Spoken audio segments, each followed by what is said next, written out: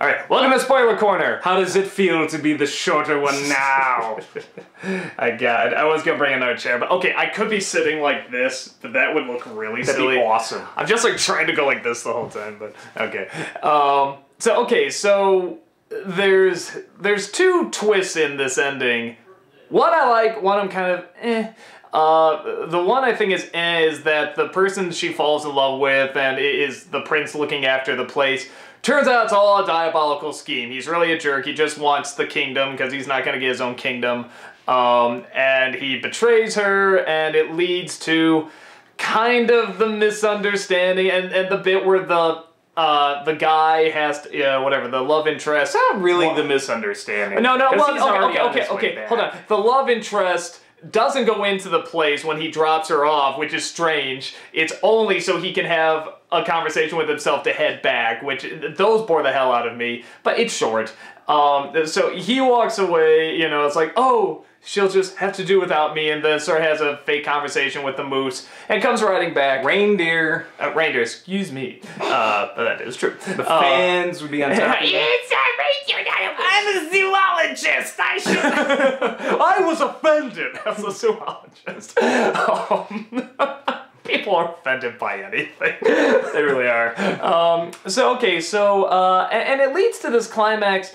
The climax, for the most part, I felt was not that interesting. That's where I'm sort of like, because we had a cool thing with the snow monster earlier, and in the snow castle, I'm like, couldn't we do something like that again? Couldn't the monster come back? I mean, it's kind of unfair that he dies. There was a lot of flimsy pretext to get everybody in the right position to make that work out just right, and it really wasn't cleverly written. Yeah, it's for everything else being so well handled. Obviously they need, and I didn't know exactly where it was going. I've not read the original fairy tale it's supposedly based on, and from what I've been told by every review and everybody on the planet, apparently neither did Disney, because they changed 1,000 things. So yeah, I mean, it doesn't matter to me. That's classic Disney. But watching it, I was just like, I don't know where exactly this story's going, but I know it's very obvious they want all of these characters on this frozen lake. Yeah, and it's painful the way they were just getting them there for reasons. Yeah, and the way it's so.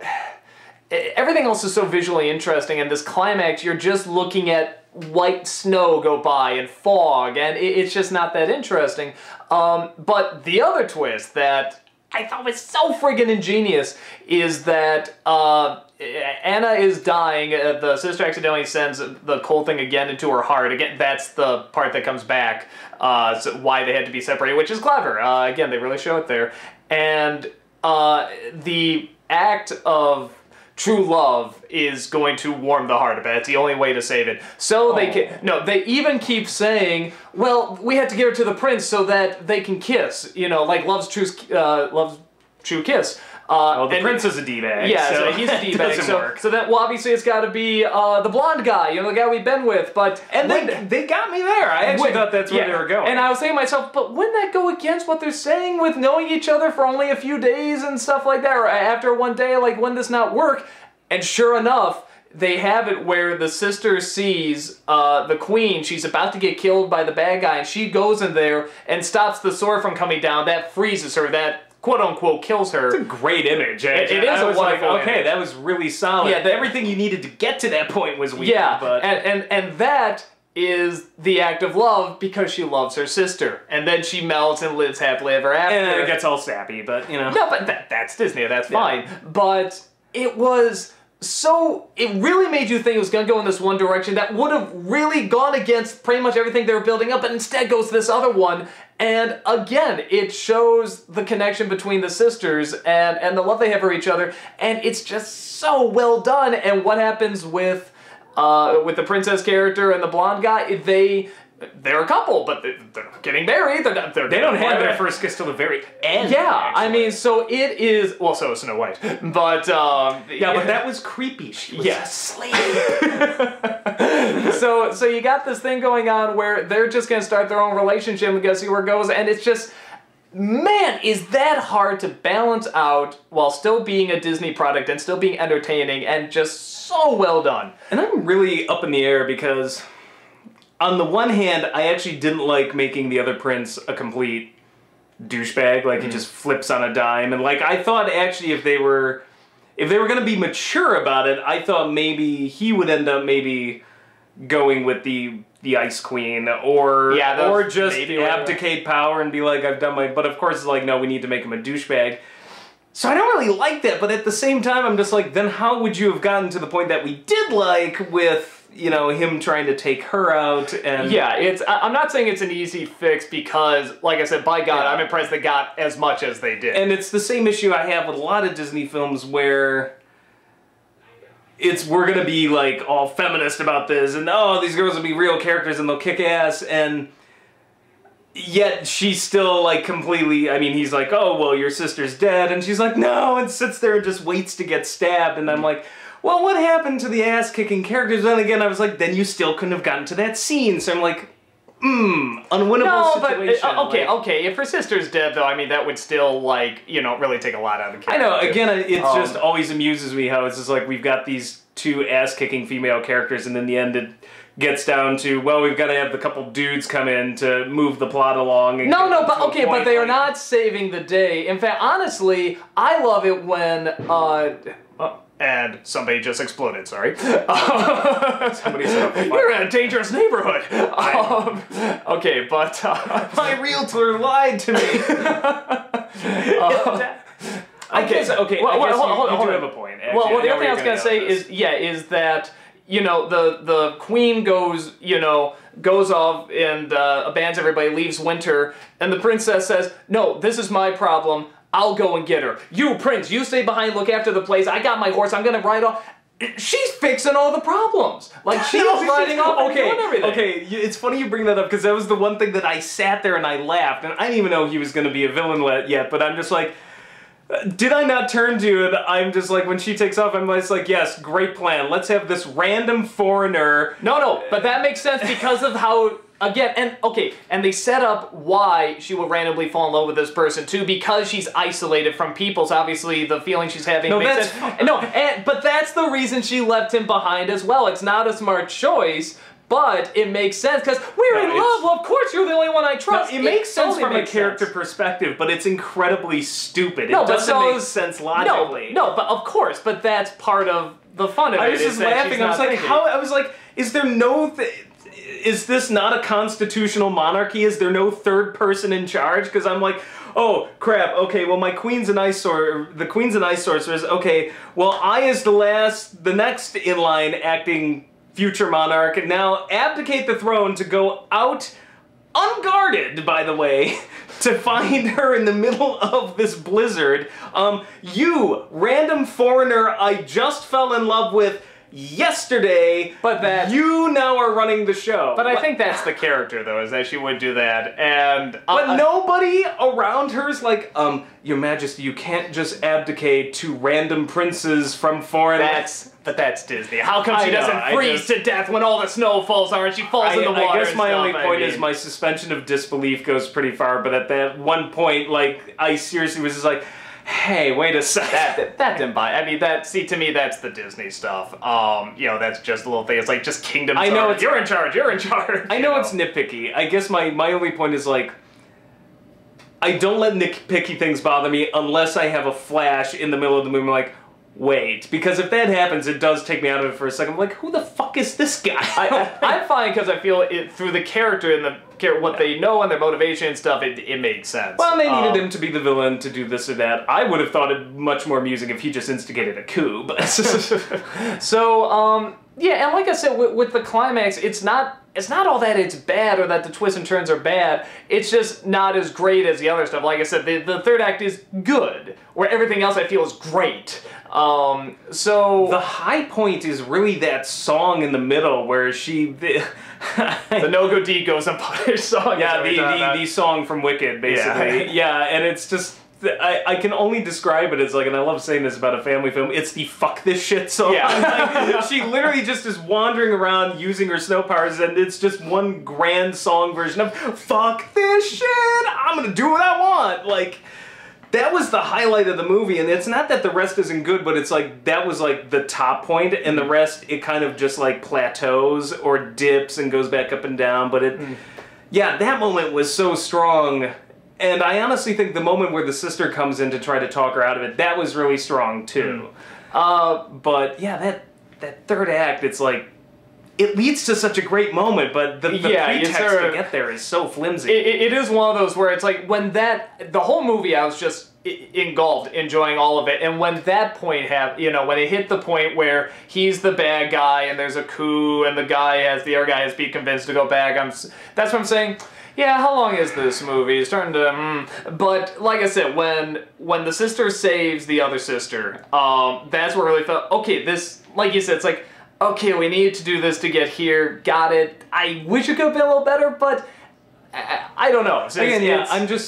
I am torn, because on the one hand, both sisters end up in an incredible position of weakness for something where they were really setting... But that's any character. Any character has to go through a weakness. I mean, I don't think it's because they're women, it's like, oh, well, we had to do this. Especially because the guys do not save the day. I wasn't finished. And she has the choice between which one... I'm sorry. I wasn't finished. Sorry. But it leads to the point where both sisters basically end up becoming the central focus. I mean, the prince himself, he just ends up being some dude with a sword. I mean, it really ceases to be about the two guys there and about the two sisters again. So yeah, I'm kind of torn. Like, I'm like, okay, we delved back into a lot of cliche, but it ended up to a really good point. It's actually kind of like Korra, now that I think about how we kept going in circles to get to a point we really liked. So yeah, I'm really torn. What drives me nuts is you didn't have to be so cliche about it getting there, because that scene where he pretty much is like, and he snuffs out the fire and he's like, and now I'm going to take over the kingdom, and she's like, you'll never get away with this. I already have. Yeah, I'm like, really?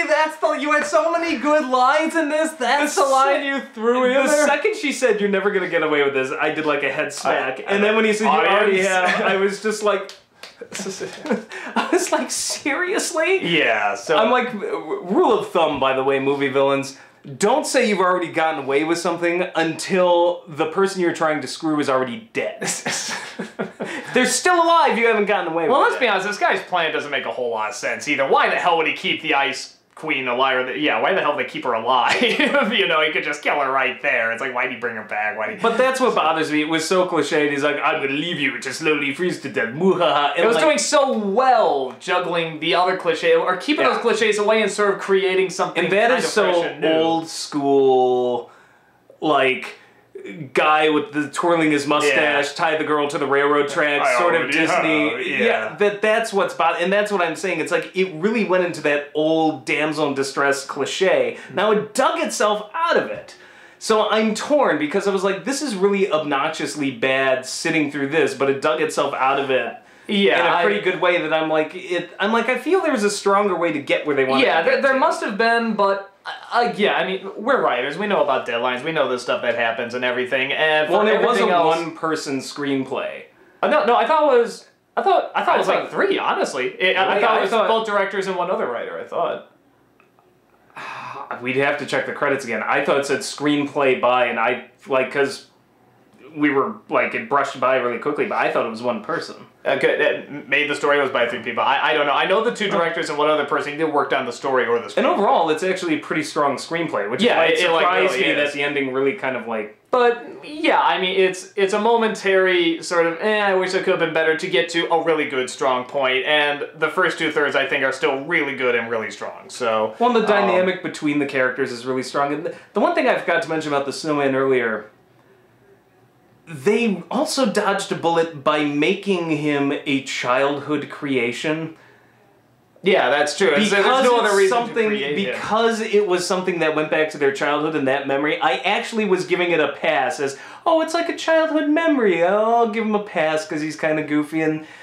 Well played, Disney. Well, it's the same thing with the reindeer. It's like, why couldn't the gargoyles be in Quasimodo's imagination? Here, the reindeer, the talking, is in his imagination. Yeah. So and the way he talks to that reindeer was a brilliant... I wanted more, honestly. When he was debating whether or not to wish go back, I wish he was doing the voice as well so you can make that funnier. Yeah, and make that the argument that he convinced himself instead of just the reindeer. Yeah, the reindeer gave him the push. That could have been stronger, but... it's... Yeah. Even then, I'd say that's more typical movie cliche than, Disney cliche, like I said. Just the bad guy, though, was Disney cliche, and that really took me out of it. I don't know, if you've seen any Vince Vaughn movies and Owen Wilson movies, you've seen that bad guy there, too. Okay, let me put it. Yeah, but Disney milks that. And Yeah. it was, let me this way, for something that is trying to capture the spirit of Disney and trying not to just be the same old Disney film, that was a major misstep. Yeah, but The rest of it is really good, don't get me wrong. I'm not saying it's a bad movie. That was the one thing that stuck out to me, because it's like, that is old school Disney in a bad way. Like, you were Yeah. getting so much old school Disney in a good way that to bring that sort of character back, and particularly flipping on a dime didn't bother me as much. It's just like, really, you're gonna flip on a dime and become this cliched of a character? yeah, I mean, because it's kind of a decent twist, honestly, you know, when he's, you know, he does the, oh, somebody needs to love you. It's sort of like, ooh, like, you know, ooh, what a nice, didn't see it coming. It actually caught me by surprise, just because I thought where they were going was they were going to give him to the older Snow sister. Queen, yeah. And they were going to be married. And isn't that nice, too? They don't, honestly, yeah, the which focus... I preferred that. So it's just the way they got there is Yeah. in that last third. Yeah, and quarter the focus is not as much, you know, particularly with the Snow Queen. I mean, there's never an emphasis to her, you need to marry someone, which, okay, not just being, you know, a princess in that time period, going into a queenhood, but, yeah, being a political figure. You'd think there'd be like, you know, well, you need to marry, and it's just not there, and it's just nice and refreshing. Well, and it makes sense, because she's had no human contact. How would she even know? Well, and that's why it makes how to sense why date even. Yeah, and that's why it makes sense for the other one too to go and, you know, just be in love with whoever she sees for the first time. But the other one at least has been in the palace. I really get the impression the older sister was completely sequestered, whereas the other one got to play and run around the palace and has had much more human contact.